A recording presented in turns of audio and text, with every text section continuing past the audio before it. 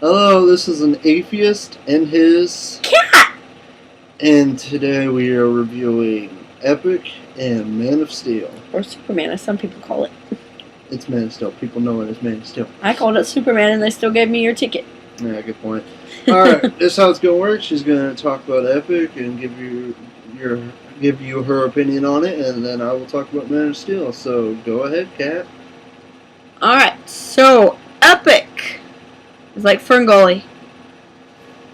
That's not a good thing. But, I liked Ferngully, but it's not the best movie, but I did like Ferngully. But, it's the girl that gets shrunk, and her name is MK, and, like, her mother died, and she's visiting back with her dad because his research on, like, the people, the little tiny people, is what drove. I mean, this isn't spoilers. You learn this in, like, the first 15 minutes or whatever. There's not much spoilers if you go in the animated movies.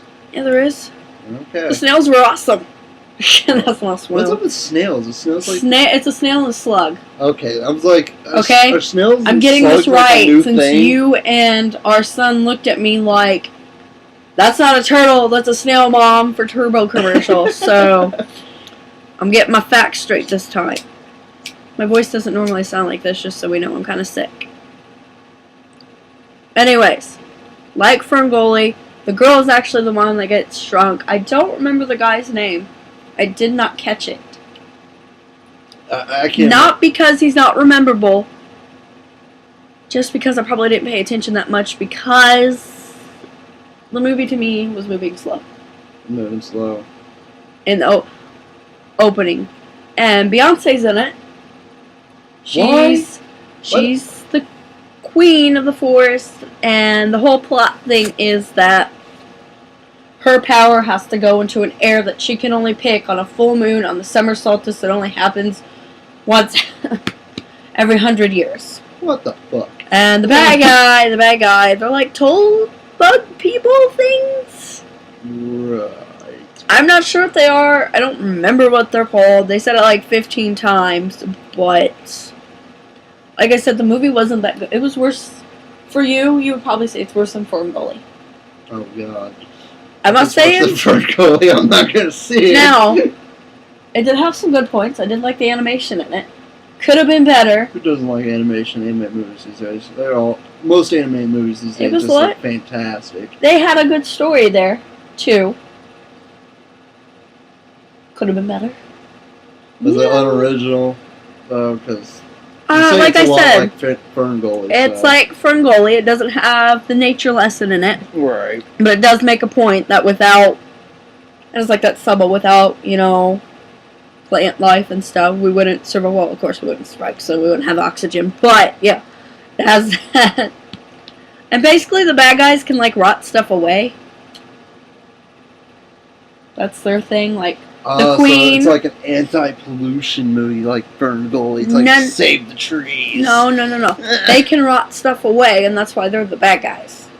Because they want to destroy everything to make it perfect, and that's why when the queen dies, oh, shocker, duh. It's all coming. Beyonce dies, oh. There will be spoilers for both these movies. Yeah. Spoiler! It will be down below, right next to the title. What does Spoony the robot do? Yeah. It would be like right next to the title. It'll say spoilers. So. I hope so. So, unless you can't read, you should do fine. Well, if you can't read, then why the hell are you on YouTube? Maybe they just click videos. Ooh, look at Kitty. Let's turn it. Oh, we're getting off track. Yeah, we're getting off track here. Go back to Epic. Okay, so Epic. It's good. Not great. It's good. Everything gets wrapped up in it. So it's not epic. No, it's not epic. It's not epic. Epic is not epic. It does wrap up all its things and everything. It's gotta have some fucking balls though if you're trying to call itself actually calling itself epic. Well, for little kids it may have been epic. Our son didn't really like it. Go figure, I didn't really like it. Our son's 5, and if he didn't like it, I think that says something to the demographic they're trying to appeal to. But if you got the money, You've already seen all the other movies that are out. You want to do something. Which I highly doubt because there's so fucking many movies out. Well, not everybody wants to see every single movie that comes out like us, but Yeah. if you got the money, you want to do something, but, don't want to be outside because it's hot or whatever, go see it. If you don't got the money and you gotta, go mow grandma's yard and stuff, not worth it. So you'd just say it's like a matinee, go see it like once. Yeah, Go see, I give Go it, see when the tickets are like really cheap. I give it 2.5 cupcakes out of 5. That's her rating system. That's my Don't cupcakes. fucking ask me. Ask Cupcakes her. are delicious. But yeah, 2.5 cupcakes out of 5. Alright, well then, that's her review on Epic. I guess it's my turn to do my review on Man of Steel. Oh, No, I decided you don't get to do it. I've been waiting for this, man. It sucked. I didn't even see Yeah, it. she didn't see it. She went and saw Epic, and I saw Man of Steel. Man of Steel is the Superman Can I movie make a point real quick? we have all been waiting for since Christopher Reeve's version back in '78, I believe. Can I make a point real quick? What? It isn't that I didn't want to see it. I did a good thing and went and saw Epic with our son. I want to say that. Yeah. I probably will see it with my uncle though. Yeah, I saw Man of Steel. I thought Man of Steel was just fan-fucking-tastic. Holy goddamn fuck. Alright, let me try to break this down. The movie starts off, it opens up with Kal-El's mom, I don't remember her name, but Superman's mom, she's giving birth to him. It starts with an L. Yeah, I think it's like Laura or something. It's Laura, I think. But Because I don't know. read the comics. Yeah, I don't even think they really mention. I think in Smallville they mentioned her a lot more, but I don't know. That could be me. You have to. I think they mention her more in the comics. Duh. Right. But it does start with an L, and her and Lois actually look alike. She's. I mean, she doesn't really do much in the movie. I mean, yeah, she gives birth to Superman, but she doesn't really do that much. She pops a baby out of her vagina. But Man of Steel starts off with them on Krypton, natural birth and everything, and then it cuts to a scene to where Jor-El is standing in front of the Kryptonian Council, and he's talking about how the core's pretty much falling apart. Because, So they add that in it? yeah, I guess what they did in this movie is, I guess they pretty much canceled like their space exploration program, and they've been actually draining the resources from their own core, and they freaking pretty much just drained it almost completely to at the point where it's going to explode like in a few weeks. And Jor-El's trying to warn him, and while he's warning him, the doors all of a sudden blow open, and Zod comes in. And he's pretty much starting a rebellion. And he shoots one of the council members and all this crap. And him. So. And then after that, it pretty much cuts to Jor-El, and you escape. All the shit goes down. You find out that Kal-El, Superman, was actually the first natural birth on Krypton in centuries. They've been doing artificial births. And he's like the first official one. And Okay, so. And when shit's going down with Zod's rebellion, Jor-El escapes on this really fucking cool flying alien creature. He dives in the water. You see like the artificial birthing crap going on. He grabs the Codex and pretty much has DNA, all the information of Krypton, and it has like DNA for everything for the artificial births. Explain how the artificial birth is done. I have no freaking idea how the artificial. So they don't explain. Do they show it? Something to do with the Codex, and I guess it's like a DNA sequence thing, or so they like test tube babies. Yeah, I think it's like test tube babies, and they use like cells from certain like Kryptonian members, so they. So they just use like the top Kryptonians. But yeah, Jor-El, and like the thing about the artificial birth is they do it so whatever it is, that depends on what they're going to be like. Depending on the artificial birth, could be like a soldier or a worker or so something. They just use cells for what you're going to be. So if you're a soldier, you're going to have muscle. Yeah, and Jor-El and Laura, I guess, they decided to have Kal-El, Superman, through natural birth because they believe that he should have a choice and do something different. I like that. Yeah, and because while everybody's going down, of course, Jor-El believes the planet's going to explode, and everybody knows who reads the comics, he's going to explode, so puts him in there. Zod comes in.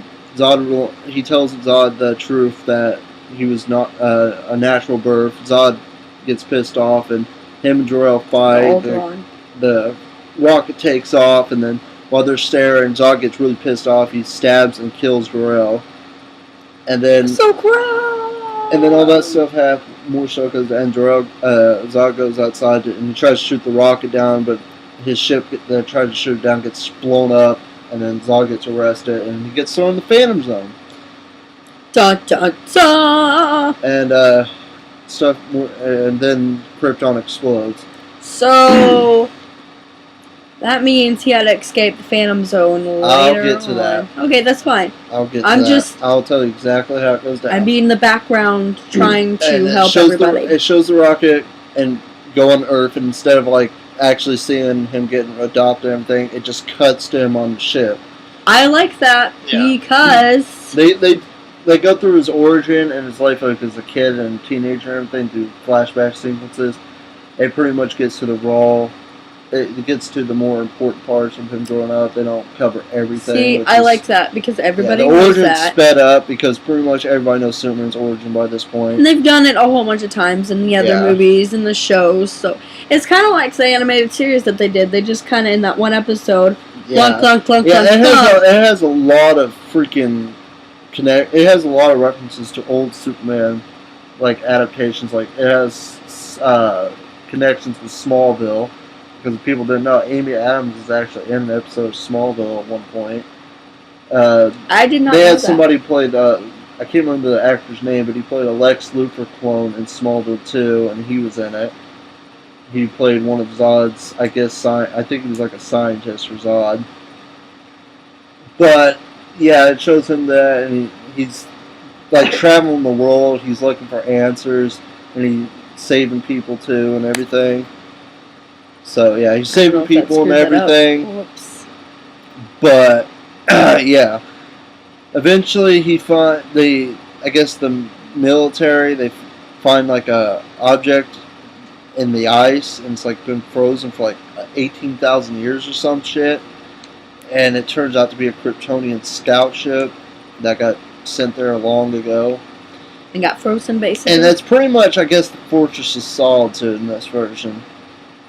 And because Kal learns about it, he does all the shit. He eventually gets into it, and he uses this Kryptonian.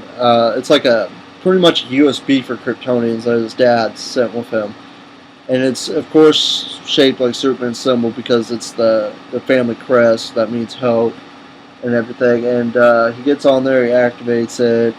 Lois learns the truth about him very early on in this. Thank you. Yeah, they don't play it out like they do in a lot of other things. Because people say like Lois is like always a great reporter, then why the hell could she not figure out his identity? In the I first could get place? for a while because he does this. I threw on glasses, but he does make himself clumsy and stuff. Yeah, But where's Clark? There's Superman. they don't really do a Clark Kent in this. It's more on Kal-El and Superman and his journey about becoming Superman. We don't get to his secret identity, and well, we do, but I'll get to that. Anyway, on the ship, he gets the Superman suit. It turns out the Superman suit's pretty much like undergarments for. It's actually Kryptonian armor comes over it and everything, and he gets the. I don't know how he gets the cape. It was on the suit, so I guess it was meant for like a royal member of his family. So he wears that. So does that mean he comes from One of royalty? the best scenes in the fucking movie is when he goes out and he's seeing what he can do because he hasn't really explored his powers fully, and he's like jumping and everything, and he tries to fly and he screws up and crashes. And it's like one of the most human moments of Superman, and that's just all we wanted. Superman, yeah, he's an alien, but he grew up on Earth. He's going to act more human than anything. I think he would be more awkward because even though he was raised as a human, he's, I'm going to do air quotes, better Yeah. than human. And Jor-El tells him stuff, like, if he needs to concentrate and stuff, and so the really best thing that just gave me chills, and I actually kind of teared up because how beautiful it was just seeing Superman kneel down, put his fist on the ground, and he just closed his eyes and concentrated, and he just gathered up, like, all the energy in him, and he just busted it up in there, and he's just sonic boom, and he's, like, literally flying so fast he's traveling the entire world. So did he fly one arm the whole entire movie like they've been doing, he was doing like that. He did that too and everything. It was really fucking cool. The fucking flying sequences don't just make yourself the center of attention. The flying sequences are just absolutely amazing in this movie, and Henry Cavill just fucking strikes out of the fucking ballpark as Superman. He is the Superman. I wish I could say he was. I mean, he was a good Clark Kent because I guess you could consider because of the human part and everything. But Clark Kent's more of his fake identity, so I'm curious on how he's going to do that because I'm pretty sure they're going to explore that in the sequel. If you want to be honest, Superman is who he really is. Yeah, what people don't get, Superman is who he is, Kal-El and everything. Clark Kent is the mask. That is who he's. It used to not be that way. Yeah, it's just like when Bruce Wayne. It's just like how I see Bruce Wayne. Bruce Wayne is actually Batman. Bruce Wayne is just his mask. Well, yeah, I mean, look at him. He walks to the party. He's like, "What's this motherfucker doing? Batman it up, bitches!" Oh, listen to her. But the movie's just, and it goes on, and stuff happens, and Zod comes in. The way Zod is introduced in this movie is one of the creepiest and darkest moments in the movie. It's just so, the atmosphere is just spine chilling. He pretty much comes in on the news report because then the alien vessels spot it, and he hacks all the airwaves, and he does like this message going, "You are not alone." He's like, "You have somebody from our planet on here, and if you don't turn them in, we will destroy your planet in 24 hours. And Superman sees it, and it turns over all the power. Why does he want Superman? Because of the natural birth thing, and because he... Does he not like that? And he's trying to rebuild Krypton. And, oh god, there's so much fucking covering this movie. This movie's like 2 hours and like 20 minutes. It's really fucking long.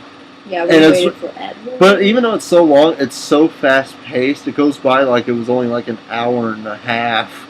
It moves. It moves at a fast pace, but yeah. I mean, let's see, Zod. Okay, and then it explains how Zod got out of the Phantom Zone. It turns out when Krypton exploded, that it freed them from their captivity and everything, and they were at drift for a little bit in the ruins of their planet. But they turned the Phantom Drive, which I guess is the way to get to the Phantom Zone. They turned it into a way to pretty much travel in hyperspace, and they found Kal-El when he activated the scout ship I mentioned earlier. It activated distress signal, and that's how they found Earth and where Kal-El was. And it turns out the reason why Zod wants to terraform Earth. He wants to change it into a new Krypton. But he wants to eliminate all the humans. He wants to literally make a new Krypton and start new and all this shit. And he's after the Codex because the DNA sequences and all that shit for the artificial birthing.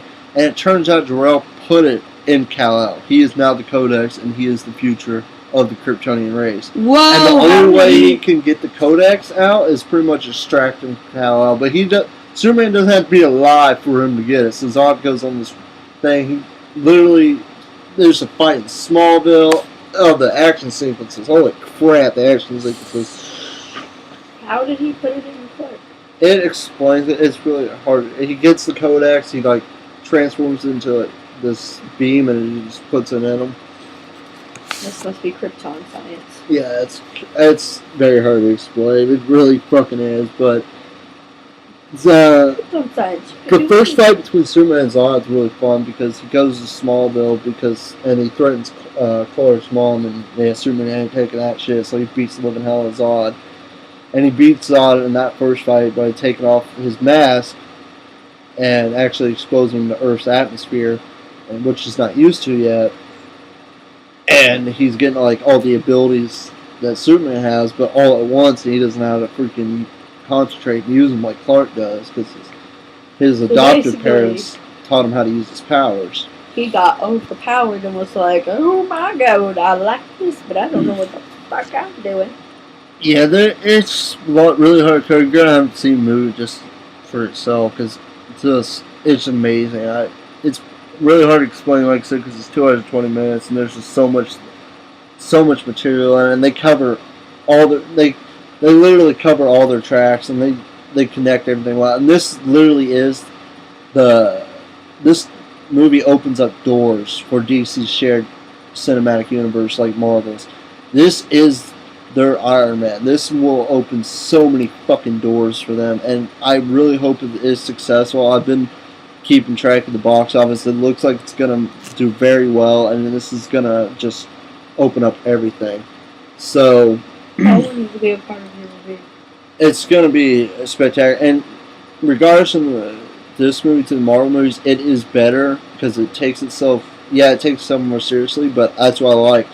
It's actually a serious superhero movie. It shows us why Superman is this awesome character. He can be relatable. I mean, why can't he? He's fucking lived, like they say in this movie, he's been on Earth for 33 years. He'd be more human than anything. Yeah, he's got superpowers and shit, but he is still human. And they show that a lot in this movie, and I loved it.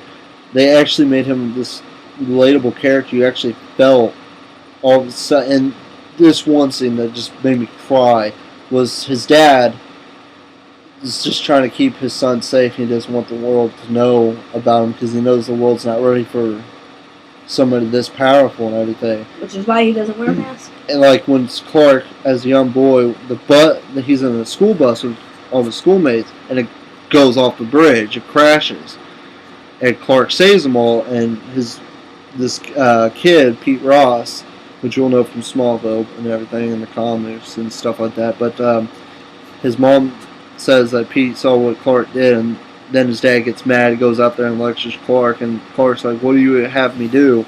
Did you just want me to let them die?" And he's like, "Maybe." And it's just one of the most human moments there, because just you can tell how much this man cares about his son. He knows that the world knows about him. He'll probably get taken away from him or something. Oh yeah, they want to understand why.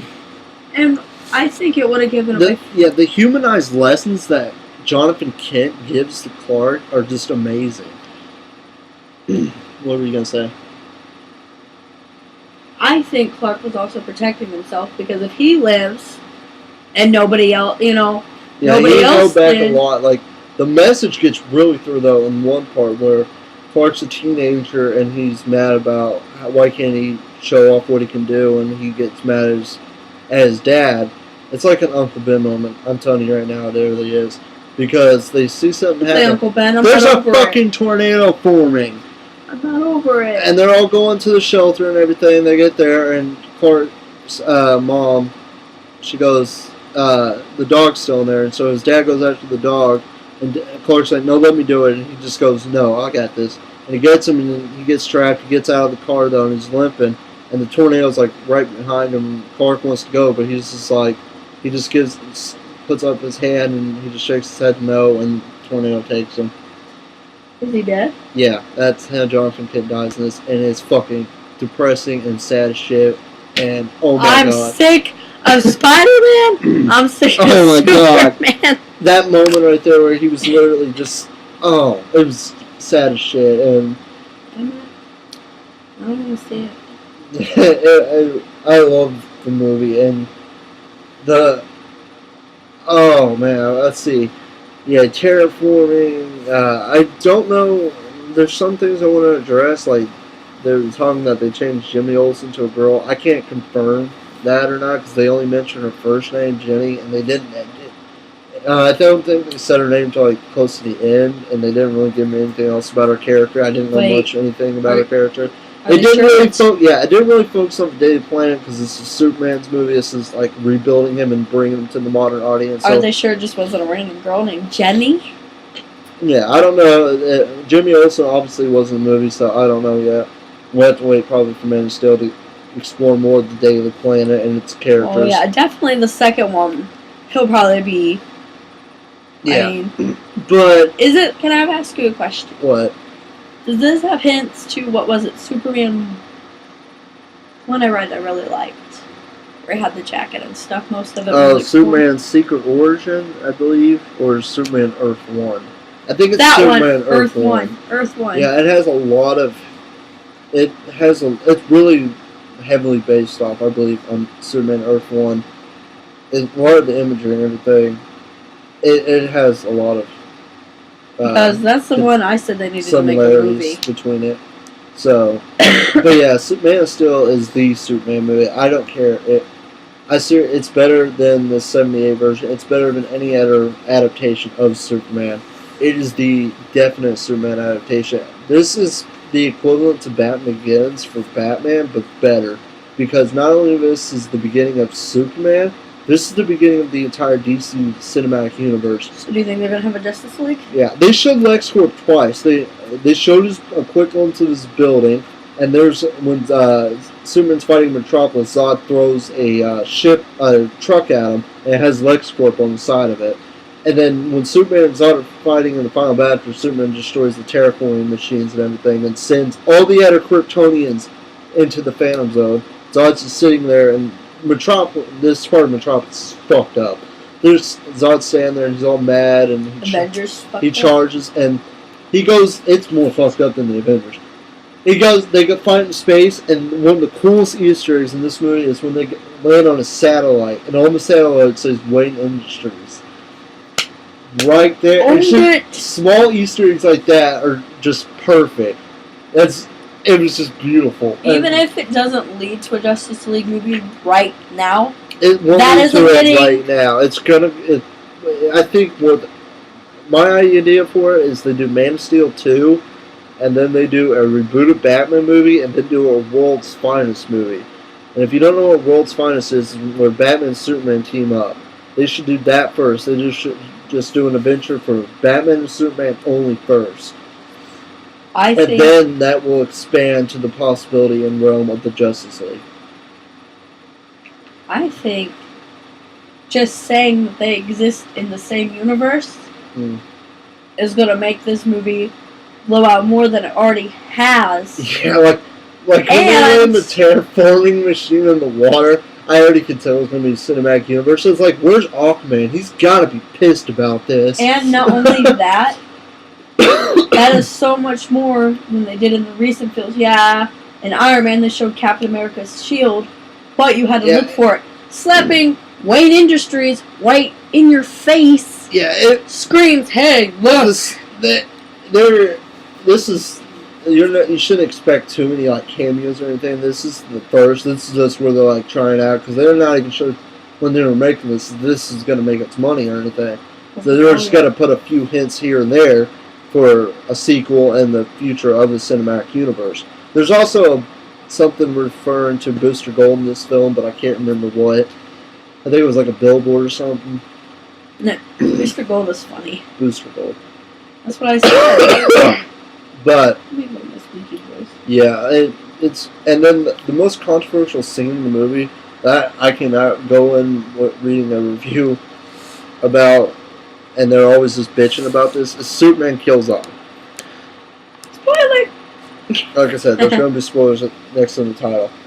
The reason why is that eventually Superman beats him down, and they're in like a train station, I think, and Superman's got him like in this grip, and Zod just says, I can't remember what Zod says, but it's like, it's either me or them, and he fires his heat vision, and he's got this family cornered, and his heat vision's getting closer to him, and he gives Superman no choice, and Superman just uses all the strength. It's like a sonic boom, and he just goes, Koof. Did he rip off his head? No, snapped it. Snapped his neck. Zod dead. And then, but the humanized, what I loved about it is Superman wasn't cold or anything about it. He literally fell to his knees and just cried out because he had no choice. Well, and what I loved is Lois came down the stairs, and she just, when he was on his knees, she just took his head and was just rubbing his hair and just holding him. I think that also shows though sadness because that's the last of his people. He just had to beat it's not the last of his people. People need to shut up and stop saying that. He knows about all the right Kryptonians now. Other Kryptonians aren't dead. A lot of them are in the Phantom Zone. And if you read the prequel comic to this, Supergirl, Kara, she's alive. She crash lands on Earth. I'm talking about right now. He doesn't know about her. Yeah. He doesn't know how many are in the Phantom Zone, and I'm pretty sure he doesn't want to take... He's not really that sad about being the last one. He's just sad about that he had to freaking kill somebody and everything, because You're not Superman. But yeah, it's a very fantastic movie. It's spectacular. You have to see it. It is the definite Superman movie. And the way it ends is And Martha and Clark are talking. She's like, you're gonna, what are you gonna do now? And he's like, I need to find a job and everything. And it shows him getting at the Daily Planet, getting there, and Perry White comes in and he's like, meet your new. And Lois knows Clark, who Clark really is. It shows him like early in the movie, and she knows he's Superman, but she acts like she doesn't know him for his sake. And it shows him with the glasses, and they have this cute little thing where she goes, she's like, "Welcome to the planet," and I just loved it. now, is she like sassy like she normally She is pretty sassy, and I loved it when they first kissed. Like when Superman came down, she's like, it all goes. She was like, they say it always goes to hell after the first kiss, and he's like, I think they only meant that when you kissed your first human. It was great, and the chemistry between Amy Adams and Henry Cavill is perfect. I want to see. I actually want to see. It's like Smallville's Lois and Clark. Their chemistry was perfect, and I want to see Amy Adams and Henry Cavill's relationship explored a little bit more. And you can tell she's going to be a little bit of a damsel in distress, because I swear she got saved like 3 or 4 times in this movie by Clark. Now, was it you keep moving this towards much person and start on me out. But yeah, that's. Is it? What? Is it that good? She's getting in trouble thing, or Yeah. is it just like they did in some stuff? And it's like, why were you even doing that? You're smart enough to know not to do that. Yeah, it's fun. I love the movie. It was a hell of a ride. I can't wait to see what they do more with this universe. It's opened so many doors. This is the Superman movie. This probably is the best movie of the year. This movie is a fucking masterpiece. There really is nothing wrong in this movie, in my opinion. I loved it from beginning to end. They handled his origin perfectly. They handled his alien side perfectly. They handled his humanity perfectly. Lois is done perfectly. The villain was great. It is the best movie of the year. It's definitely better than like Iron Man 3. I'll get to Iron Man 3 one of these days. Here's probably soon. I want to turn that movie a new one. But we're talking about Man of Steel. That was a good movie. So, yeah, Man of Steel, amazing movie. Check it out. Epic. You can check that out too. If If you have enough money. Yeah. If you, I guess if you want to review this, I'd give Man of Steel 5 out of 5, 10 out of 10, 100 out of 100, all that good crap. Man of Steel is the best movie I've seen this year. What about the shaky cameras? Oh yeah, my buddy kept crapping about the shaky cam. I didn't really have that many. I guess a few shots of the camera was shaky for no real reason. He was complaining about how you couldn't tell who the fighting because some shots were too close up, which they weren't. The fight scenes were perfectly filmed. They were far away, close. Was it better than And even when Cloverfield? they were close up, you could tell who was who, because especially when Zod and Superman are fighting, you could tell who was who because Superman's blue and red, Zod's wearing black. That's how you can tell. Was it better than Cloverfield? Yes. And that's all you need to know. I don't know why she's mentioned Chloe. It's better than. It's not like Shaky the cam. shaky cam, whatever he was talking about. It's not like these cam crap projects like Cloverfield and Blair Witch and Paranormal Activity. It's nothing like Let's not that. get started on those. Yeah, so, Man of Steel, awesome movie. Check it out. Check out Epic. If you got enough money. Yeah, she keeps mentioning money. Just ignore her. But Hey, thank it's you, expensive. everybody, for having us and listening to our opinion. And, like I said, Man of Steel. Bid Check you it out. adieu. I bid you adieu.